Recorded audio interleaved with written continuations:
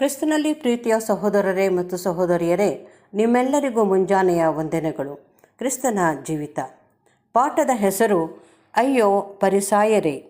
Reprints ಪುಟ 5389, ಪುಟದ ಸಂಖ್ಯೆ 264-265.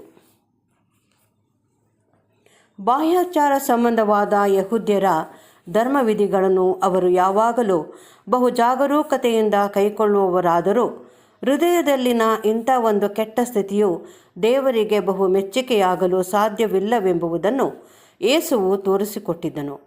ಬಾಹ್ಯಾಚಾರವಾಗಿ ಅವರು ಕೊಡುವ ದಶಮಾಂಶ, ಅಂದರೆ ಅವರು ಬೆಳೆಯುತ್ತಿದ್ದ ಸಣ್ಣ ಧಾನ್ಯಗಳ ವಿಷಯಗಳಲ್ಲಿಯೂ ವಿಶೇಷ ಗಮನ ನೀಡುತ್ತಿದ್ದರಾದರೂ ಅದರ ಪ್ರಮಾಣವು ಅತ್ಯಲ್ಪವಾಗಿತ್ತೆಂಬ ಅಂಶದ ಕಡೆಗೆ ಅವರ ಗಮನವನ್ನು ಸೆಳೆದಿದ್ದನು. ಪ್ರತಿಯೊಂದು ವಸ್ತುವಿನಲ್ಲಿಯೂ ದಶಮಾಂಶವನ್ನು ಕೊಡುವುದರಲ್ಲಿ ಅವರು ಜಾಗರೂಕರಾಗಿದ್ದರು. ಆದರೆ ಧರ್ಮಶಾಸ್ತ್ರದ ಮಹತ್ವವುಳ್ಳ ವಿಷಯಗಳಲ್ಲಿ, ಅಂದರೆ ತಮ್ಮ ವ್ಯವಹಾರಗಳಲ್ಲಿ ನ್ಯಾಯವನ್ನು ಅನುಸರಿಸುವುದು ಮತ್ತು ಇತರರ ವಿಷಯದಲ್ಲಿ ಕರುಣೆಯುಳ್ಳವರಾಗಿರುವುದು, ಇವುಗಳಲ್ಲಿ ಅಲಕ್ಷ್ಯವುಳ್ಳವರಾಗಿದ್ದರು. ಎಲ್ಲವುಗಳಲ್ಲಿ ಅವರು 10 ಪಾಲು ಕೊಡುವ ವಿಷಯದಲ್ಲಿ ಒಡೆಯನು ಆಕ್ಷೇಪಿಸಿರಲಿಲ್ಲ.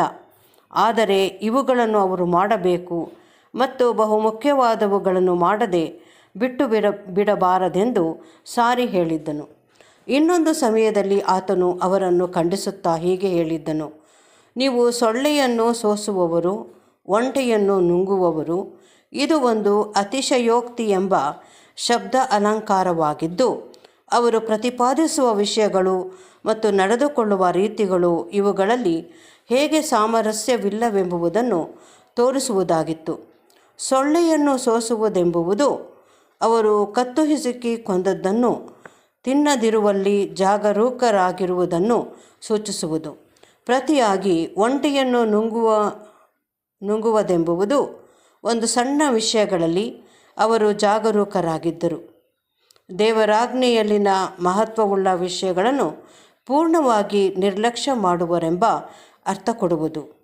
ಅವರು ಲೋಭಿಗಳು, ಸ್ವಾರ್ಥಚಿಂತಕರು ಆಗಿರುವುದಕ್ಕೆ ಬದಲಾಗಿ ಉಪಕಾರಿಗಳಾಗಬೇಕೆಂದು ಮತ್ತು ಇದು ಅವರ ಹೃದಯದ ಪ್ರವೃತ್ತಿಯಾದಲ್ಲಿ ಬಾಹ್ಯ ಶುದ್ಧತೆಯು ಅಲ್ಪ ಮಹತ್ವವುಳ್ಳದಾಗಿರುವುದೆಂದು ಆತನು ತಿಳಿಸಿದ್ದನು.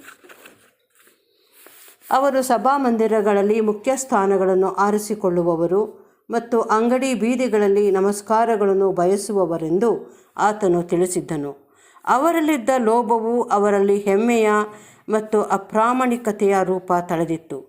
ಅವರು ರಬ್ಬಿ ಎಂದು, ಅಂದರೆ ಗುರು ಅಥವಾ ಧರ್ಮಶಾಸ್ತ್ರ ಪಾರಂಗತರೆಂಬ ಹೊಗಳಿಕೆಯ ವಂದನೆ ಸ್ವೀಕರಿಸಿಕೊಂಡು ಬಹು ಪ್ರಚಲಿತರಾಗಿ ಧಾರ್ಮಿಕ ವಿಷಯಗಳಲ್ಲಿ ಪ್ರಮುಖರಾಗಿರಲು ಬಯಸುತ್ತಿದ್ದರು.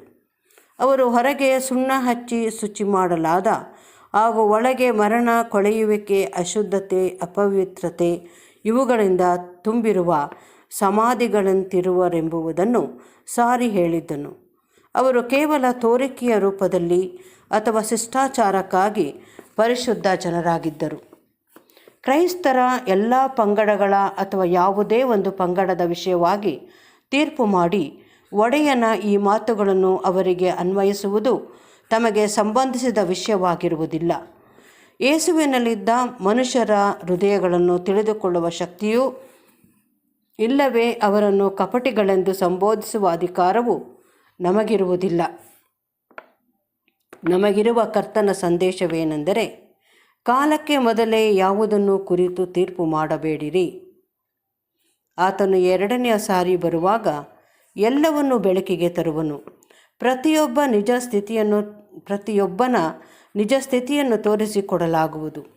ಆತನು ತಿಳಿಸಿರುವುದೇನೆಂದರೆ, ಸ್ವಾಮಿ, ನಿನ್ನ ಹೆಸರಿನ ಮೇಲೆ ಅನೇಕ ಮಹತ್ ಕಾರ್ಯಗಳನ್ನು ನಡೆಸಲಿಲ್ಲವೇ ಎಂದು ಆ ಸಮಯದಲ್ಲಿ ಎಷ್ಟೋ ಜನರು ನನಗೆ ಹೇಳುವರು ಎನ್ನುವುದು. ಆದರೆ ಆತನು ಅವರಿಗೆ, ನಿಮ್ಮ ಗುರುತು ನನಗಿಲ್ಲ. ನೀವು ನನ್ನ ಹೆಸರಿನಲ್ಲಿ ಅಧರ್ಮವನ್ನು ನಡೆಸುವವರು, ಅನೀತಿ ಕಾರ್ಯವನ್ನು ಮಾಡುವವರೆಂದು ಆತನು ಅವರಿಗೆ ತಿಳಿಸುವನು. ವೈಯಕ್ತಿಕವಾಗಿ ಯಾರಿಗೂ ತೀರ್ಪು ಮಾಡದೆ ನಮ್ಮ ಕಾಲದ ಕ್ರೈಸ್ತತ್ವದಲ್ಲಿ ಅಧಿಕವಾಗಿರುವುದನ್ನು ಪೌಲನು ಸಮರ್ಪಕವಾಗಿ ವರ್ಣಿಸಿರುವುದರಲ್ಲಿ ನಮ್ಮೆಲ್ಲರಿಗೂ ಅಂಜಿಕೆಯಾಗಬಹುದು. ನಮ್ಮ ದಿನಗಳ ವಿಷಯವಾಗಿ ಹೇಳುತ್ತಾ ಆತನು ಹೀಗೆ ನುಡಿದಿರುವನು: ಭಕ್ತಿಯ ವೇಷವಿದ್ದು ಅದರ ಬಲವನ್ನು ಬೇಡವೆನ್ನುವವರು, ಅಂದರೆ ಹೊರಗೆ ಕ್ರೈಸ್ತರಾಗಿದ್ದು ಒಳಗೆ ಲೋಭ, ಸುಲಿಗೆ, ಅನೀತಿ ಎಂಬುವುಗಳಿಂದ ಕೂಡಿದವರಾಗಿ ಸಂದೇಹವಾದಿಗಳಾಗಿರುವುದು. ಜನರಿಗೆ ಇಂಥ ವಿಷಯಗಳಲ್ಲಿ ಸರಿಯಾದ ತೀರ್ಪು ಮಾಡುವ ಸಾಮರ್ಥ್ಯವಿರುವುದಿಲ್ಲ. ಕರ್ತನಿಗೆ ನಿಷ್ಠೆಯುಳ್ಳವರಾಗಿ ಆಸಕ್ತರಾದ ಕೆಲವರು ಕಪಟಿಗಳೆಂದು, ಮೋಸಗಾರರೆಂದು ಮುದ್ರಿತರಾಗಿರುವರು. ಆದರೆ ಇತರರು ನಿಷ್ಠೆಯಿಲ್ಲದವರಾಗಿದ್ದರೂ, ಅಂದರೆ ಕೇವಲ ಸುಣ್ಣ ಹಚ್ಚಿದ ಸಮಾಧಿಗಳಂತಿದ್ದರು, ಅವರನ್ನು ಪಂಗಡದಲ್ಲಿನ ಪುಣ್ಯ ವ್ಯಕ್ತಿಗಳೆಂದು ಇಲ್ಲವೇ ಲೌಕಿಕ ವ್ಯವಸ್ಥೆಗಳಲ್ಲಿನ ಉದಾರ ಮನಸ್ಸಿಗರು, ಜನೋಪಕಾರಿಗಳು ಎಂದು ಆಕಾಶದ ಮಟ್ಟಿಗೂ ಅವರನ್ನು ಕೊಂಡಾಡಲ್ಪಡಬಹುದಾಗಿರುವುದು.